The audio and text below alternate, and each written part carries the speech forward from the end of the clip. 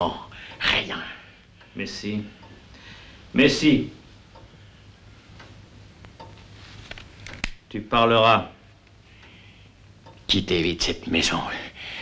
Vous avez juste le temps avant que... Vous n'avez pas idée de la terrible vengeance que vous pourriez entraîner. Si vous réussissiez à m'arracher le secret, ce serait épouvantable. Le ciboire qui est dans la vitrine est en or massif. Les rubis sont véritables, je vous l'assure. Il vaut une fortune. Je vous le donne et allez-vous-en. Je vous jure que je ne dirai pas un mot à la police. Je prendrai donc le ciboire puisque tu me l'offres. Mais je ne partirai pas. J'ai décidé que tu parlerais. Et mes décisions sont toujours irrévocables. Vous êtes un malade. Tu es prêt? Seigneur, oh Seigneur, donnez-moi la force. Je vous en prie de garder le silence.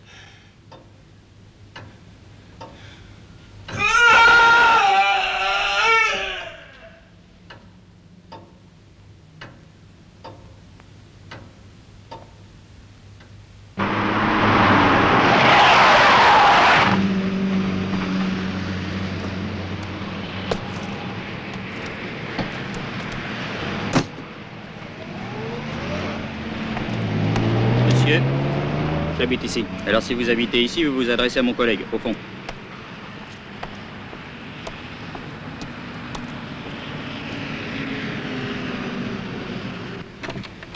Excusez-moi, commissaire, il y a un homme qui voudrait entrer. Il dit qu'il habite ici. Faites-le entrer. Mon Dieu, Monsieur Paul. Oh, Monsieur Paul, un terrible malheur.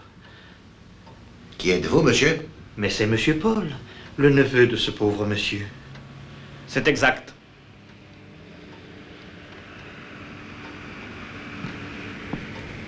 Je me présente commissaire divisionnaire Sorby, de la police judiciaire. Commissaire? Vous êtes marin, je crois. Oui. Je suis navigateur solitaire et archéologue sous-marin. Votre oncle a été assassiné cette nuit, monsieur. Je sais. On vient de m'en informer.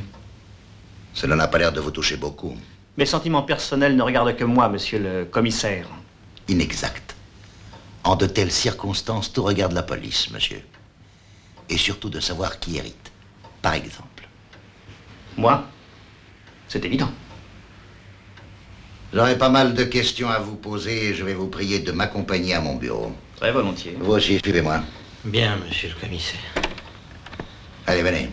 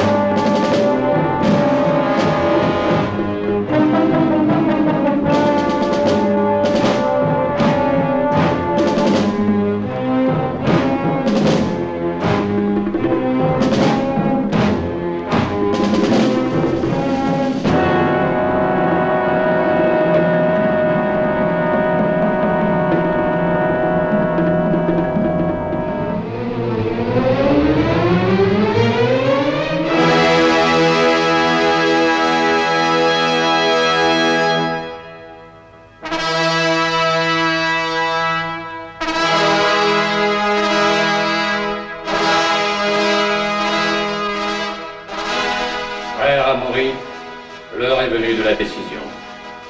J'accepte. Je prendrai la place de notre frère assassiné. Et je connaîtrai le repos quand Maxime de Borrego sera vengé. Levez-vous, frère Amaury, sénéchal de l'ordre du Temple, et recevez l'hommage de vos frères.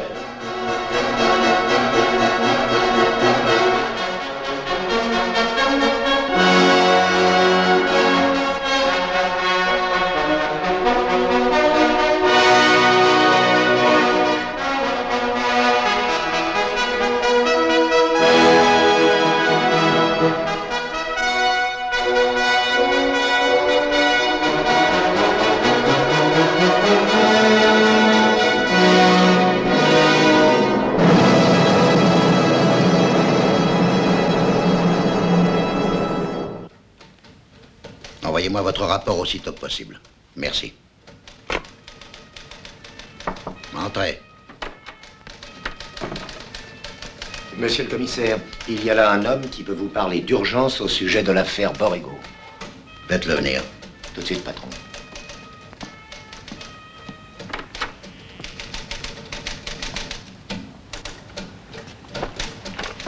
Asseyez-vous. Je vous écoute, monsieur. Monsieur le commissaire, je viens de débarquer à Orly, arrivant d'Espagne. Ce n'est qu'en sortant de l'aéroport que j'ai pu acheter un journal. Imaginez ma surprise lorsque j'ai découvert cet article. Je ne savais rien du meurtre.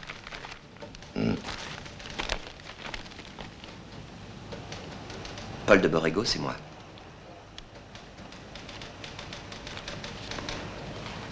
Vous avez eu affaire à un imposteur.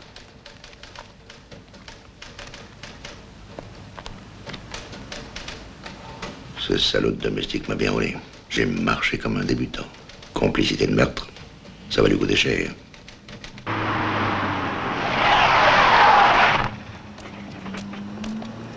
J'ai une clé de la maison.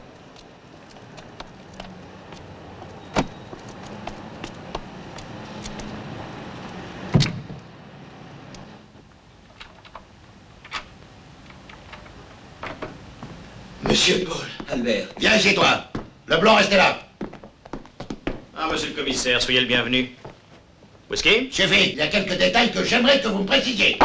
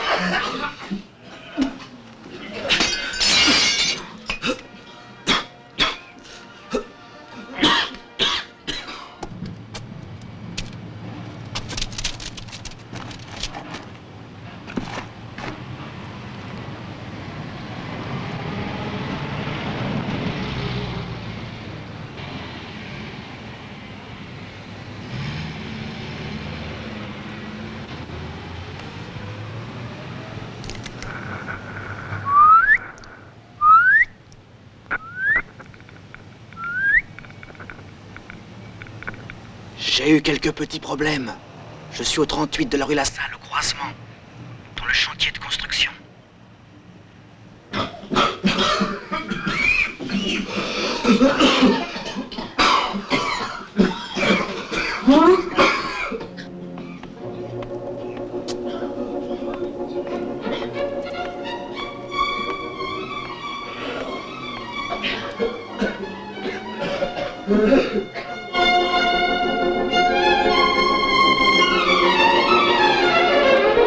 Entrez, Madame Humbert. Dites, Madame Martin, il se passe des choses dans la maison du crime. Il y a eu des carreaux cassés et on entend comme des plaintes. Dans la maison du crime? Martin, tu pourrais peut-être y aller voir. Oui. Donc.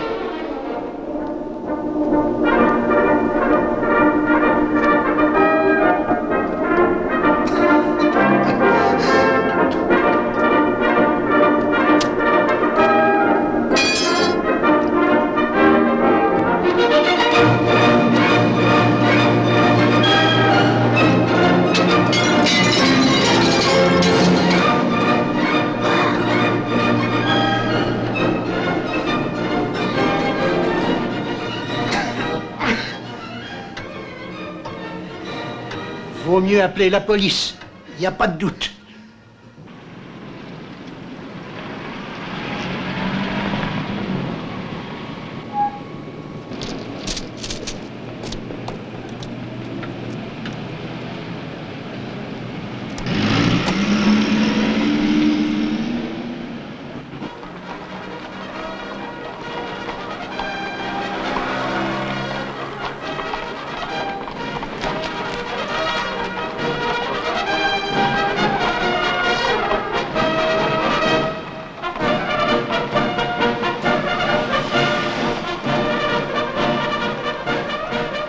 Le faux Paul de Borrego est-il l'assassin? Maxime de Borrego est-il la victime d'un crime rituel?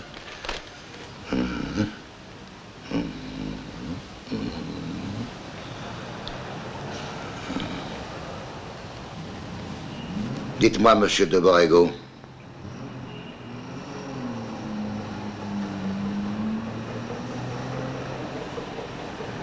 Monsieur de Borrego.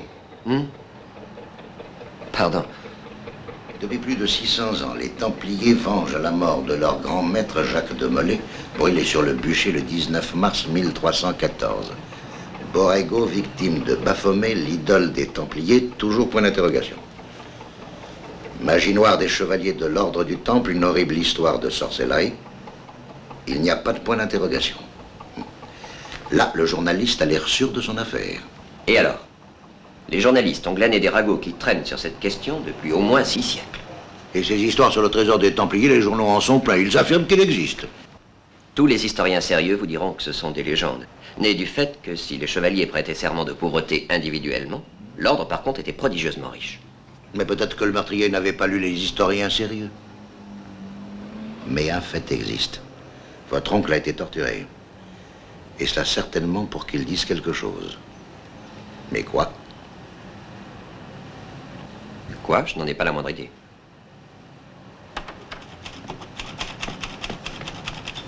Voilà votre homme, monsieur.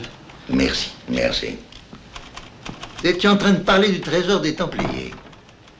Alors, brave Albert, vous allez nous faire le plaisir de nous apporter toute la lumière sur ce sujet, hein? N'est-ce pas, Albert? Je ne sais rien de tout ça, monsieur le commissaire. Je ne répondrai à vos questions qu'en présence de mon avocat. Allez-y, docteur. Regardez, c'est lui. Voici votre homme. Voici votre homme. Voici votre homme. Le meurtrier. Il n'a même pas eu à forcer la serrure. C'est toi qui lui as ouvert la porte, non? Si tu n'es pas l'assassin, tu es forcément son complice. À combien d'hommes as-tu ouvert la nuit du crime? Écoutez-moi, Albert. Je suis sûr que vous n'avez pas voulu la mort de mon oncle. Mais l'homme ou les hommes qui l'ont fait mourir sous la torture sont libres et ils peuvent commettre d'autres atrocités. De ces crimes, si vous cachiez la vérité,